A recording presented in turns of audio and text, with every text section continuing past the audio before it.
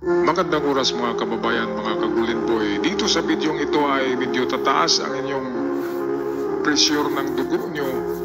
Ma-high blood na muli kayo dahil sa sinabi ni BP Sara na 16 trillion daw ang inutang ni PBBM at walang nakikita na proyekto kahit isa. Grabe naman. At saka binira ang San Juanico Bridge. Na ang San Juanico Bridge daw ay hindi dapat magiging tourist spot sa Leyte. Ano ba namang mas magandang tingnan doon, di ba? Siyempre sa landscape, maganda tingnan ng San Juanico noon pa yan. Grabe naman ito si BP Sara. Hindi siya proud na mayroong mga landmark ang Pilipinas. Pinakaunang landmark na tulay na pinakamahaba, mataas dito sa Pilipinas ay San Juanico Bridge project ni FM, ama ni PBBM. Kaya patit yan ay sinisiraan niya eh. Napakawalang hiya, napaka-ub-ub. Mantakin mo naman sabihin na walang nakikita sa 16 trillion at hindi nyo ba alam mga kababayan, ang 16 trillion na yan ay 7 trillion mahigit ang parte ni Digong dyan. 7.2 trillion yata ang naiambag ni Digong na utang sa 16 trillion. So halos kalahati sa 16 trillion ay kay Digong yan. Pero 6 na presidente lahat sila dyan na dahil nagkaroon ng kanyang kalaking utang. 6 na presidente.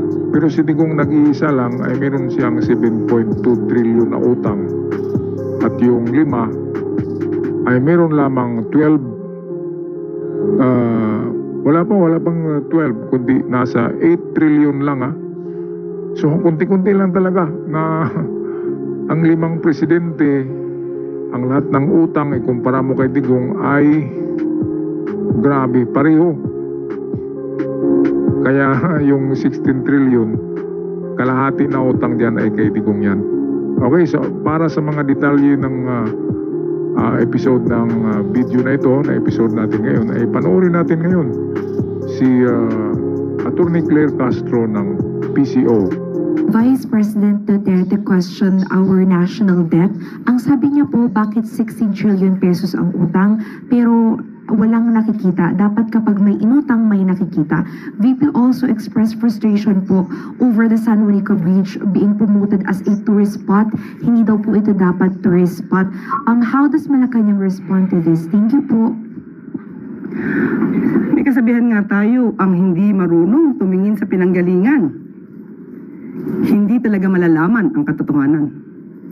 Okay, ang tandaan po natin, ang utang na 16 trillion ay kabuuang utang ng gobyerno simula pa noong mga nakaraang administrasyon. At tatandaan din po natin ng ang administrasyon ni dating Pangulong Duterte ang naitalang may pinakamataas na naging utang na umabot ng 12.79 trillion as of June 2022.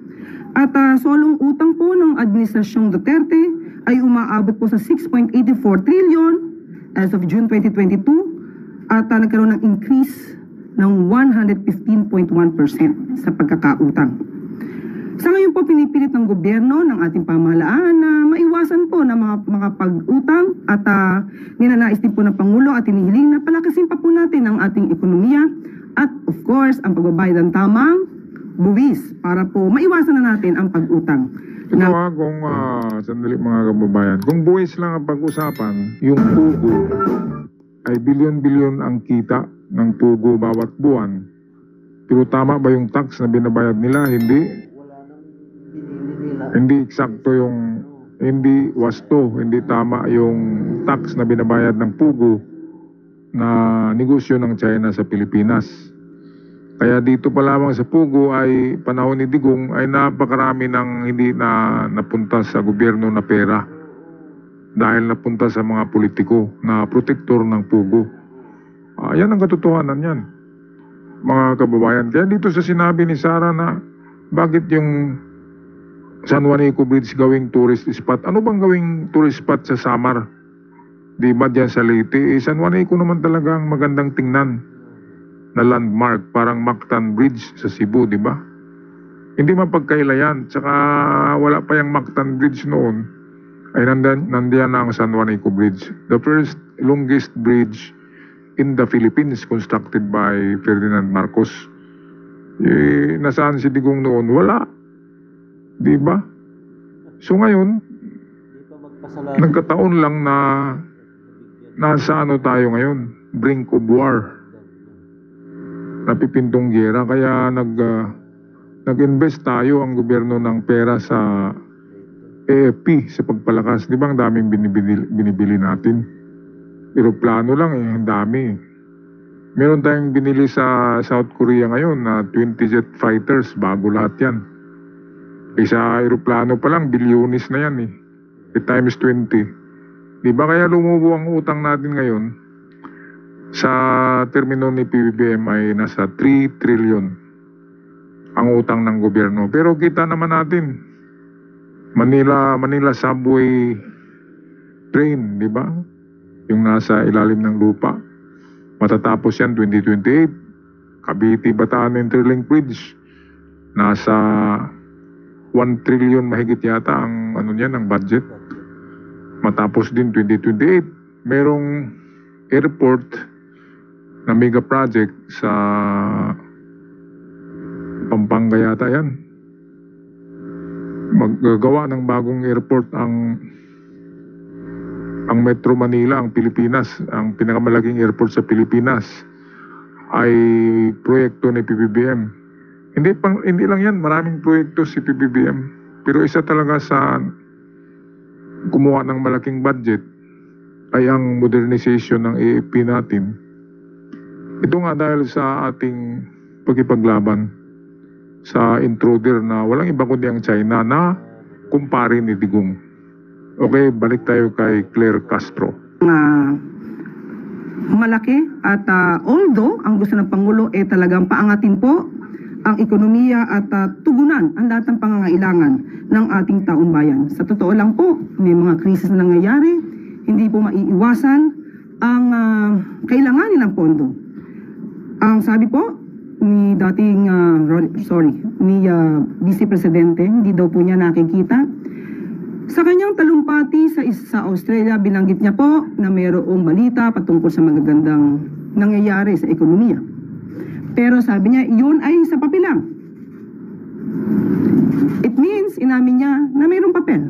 Itong si BP Sara, ito yung concrete example ng talangka mentality. Yung crab mentality, talangka. Dahil sa kahit na maganda ang ekonomiya natin, umaangat, sinasabi niya na hindi. Papel lang daw makikita naman natin kahit i-search natin sa Google, Economic of the Philippines, makikita natin doon. Kahit i-search ang Economics of Asia, of countries in Asia, makikita natin kung pangilan tayo. Hindi tayo kulilat. Nasa pangatlo yata tayo, pangalawa sa Asia. Sa panahon ni PBBM, talagang tumaas ang ating economic growth. Hindi lang yan napapansin dahil bigas ang ating iniisip eh. Ang pinagbasihan kasi natin ng ekonomiya ay yung presyo ng gasolina at presyo ng bigas. Pero hindi tayo nagbabasa sa mga balita. Okay, kaya napakadelikado ng taong maliit ang pinag-aralan. Hindi pinag-aralan dahil may pinag-aralan naman yung BP Sara. Ang ano lang dyan, wala siyang pag-iisip, walang wisdom, hindi nakakaintindi. Yun lang yun. At ang sinasabi palagi ay kontra sa gobyerno. Kaya bakit nagtrabaho pa ito sa gobyerno kung ayaw niya sa gobyerno? Sana hindi na siya nagpasahod, di ba? Dahil ayaw niya eh. At saka hindi na rin siya sinasahuran. Dahil sinisiraan niya palagi ang gobyerno. Grabe, ito na yung talangka mentality na crab mentality na Pilipino na kapag mayroong isang sikat na Pilipino ay hinahatak ng talangka pababa doon sa bottom of the ocean. So yan, ganyan si BP Sara. Edukado pero parang walang pinag-aralan. Alright, so ito yung mga charts na nahagilap ko sa Google kung sinong mga presidente ang mayroong malalaking utang at magkano lang ang nautang ng administrasyon ni PBBM. So ito, tingnan natin, ito ang katotohanan. Okay mga kababayan, so ito ngayon, tingnan natin sa sa Google ang mga presidenteng merong mga pagkakautang sa kanilang kanya-kanyang termino. So ito yung National Debit Facts, mga minamanang utang. Ikumpara natin ngayon, si Digong ay meron lang siyang minana na 5.5 trilyon na utang nang nauuna sa kanya. Kasama doon si Pinoy, si Macapagal, si Erap, si General, si Ramos at si Cory. Yun, yung limang yun ay meron lamang utang na 5.5 trilyon na hindi nabayaran. At sinunod yun ni Digong. Ngayon, pagkatapos ng termino ni Digong ay meron siyang nautang na kanya mismo to sa kanyang budget talaga ito. Hindi kasama rito yung 5.5 trilyon. Ito lang talaga yung inutang ni Duterte, 7.2 trilyon. Yan. Kahit pagsamasamahin pa yung limang presidente, kasama si PBBM, ang utang ng mga yun ay hindi umabot ng 8 trilyon, nasa 6 trilyon mahigit lang. Kaya napaka, di ba? Grabe. Grabing mangutang na tao yan. Ngayon sasabihin ni Sara na na walang nakikita sa itong panahon ni PBBM. Ang laki daw ng utang. Hindi naman utang ni PBBM ang 16 trilyon. Dahil dito lang minanang utang ni PBBM galing kay Digong ito. Paglabas ni Digong ay meron iniwan si Digong na 12.7 trilyon. Ito yung 7.2 plus 5.5 trilyon. 5.5 utang ng limang nakaraang presidente. Hindi kasama dyan si PBBM. Hindi nadagdagan ng 7.2 na utang ni Digong. Kaya nagiging 12.7 trilyon. Ayan, yan yung sinunod ni PBBM sa pag-upo niya. Diba? Ayan, so nadagdag na utang ni PBBM is 3 trilyon sa 12.7. Kaya nagiging almost 16 million. Yan ay lang yan, di ba? 15.7 trilyon. 3 trilyon lang utang ni PBBM. Mabuti nga hindi lumobo Dahil yung isang taon ng 2024 ay nabayaran niya ang inutang ng 2024 na taon. Kaya hindi lumobo ang utang natin. So meron lang tayong utang na malapit sa 16 trilyon. Ito yung sinabi ni Sara, kahit na 15.7 ginawang trilyon. Ginawang 16 trilyon ni Sara Ganon talaga kapag ub-ub, di ba mga kababayan? Punta tayo sa ibang charts dito. Ito naman tingnan nyo, sinong pinakamahaba na graph? Ito. Pinakamahaba dyan ay si Digong. Ito yung number 1 Umabot siya dito ng 7 trilyon. Pangalawang pinakamataas, walang iba kundi si Hello Garce. Ito si Gloria Arroyo. Gloria Macapagal Arroyo, mayroong 2.3 trilyon pesos na utang. So pangalawa siya kay Digong Hanap tayo ng pangatlo. Si Pinoy ay mayroong 1.3 trilyon. Kay PBBM ay sa panahon ng survey na ito ay mayroon lang utang si PBBM na 852 million, hindi umabot sa 1 trilyon. Pero sa ngayon umabot na yata ng 3 trilyon ang utang ng gobyerno ni PBBM dahil sa meron tayong modernization sa AFP. Di ba ang dami-dami nating binili? Mga BrahMos missiles galing sa India. Bumili pa tayo sa South Korea ng barko. Bumili pa tayo ng eroplano sa South Korea ng mga jet fighters. Ang dami-dami noon. Kaya napakalaki ng, mantakin nyo naman, isang helicopter nga lang ay 20 billion na yan Isang helicopter lang yan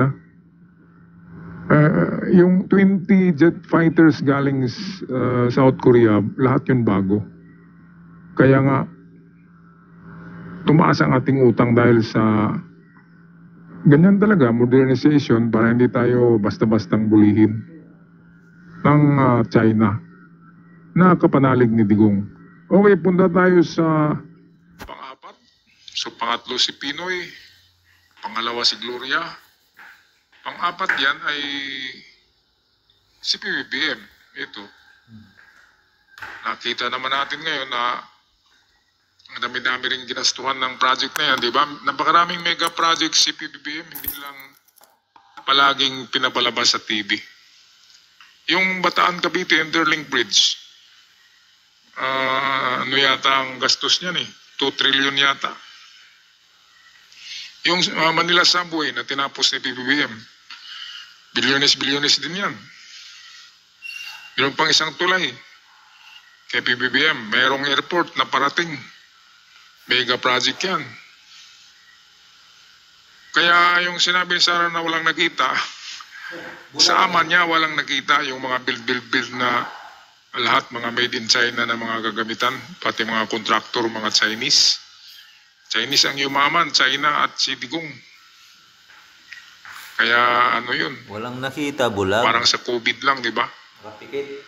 Umutang ng 45 billion pala yung kinuha ni Digong na budget sa Pilipinas sa Kabanang Bayan para pambili ng Sinovac galing China. Di ba? Na-vlog na natin yun. Kanina yata, na-vlog ko yan. Kung paano hinold up nila ang Pilipinas. Grabe. Kaya nagkaroon ng 52 billion na account si Digong dahil yun sa Sinovac. Yung COVID na panahon na kung saan ay mayroong budget si Digong na 45 billion pesos. Budget lang yun para sa COVID. Ayan, so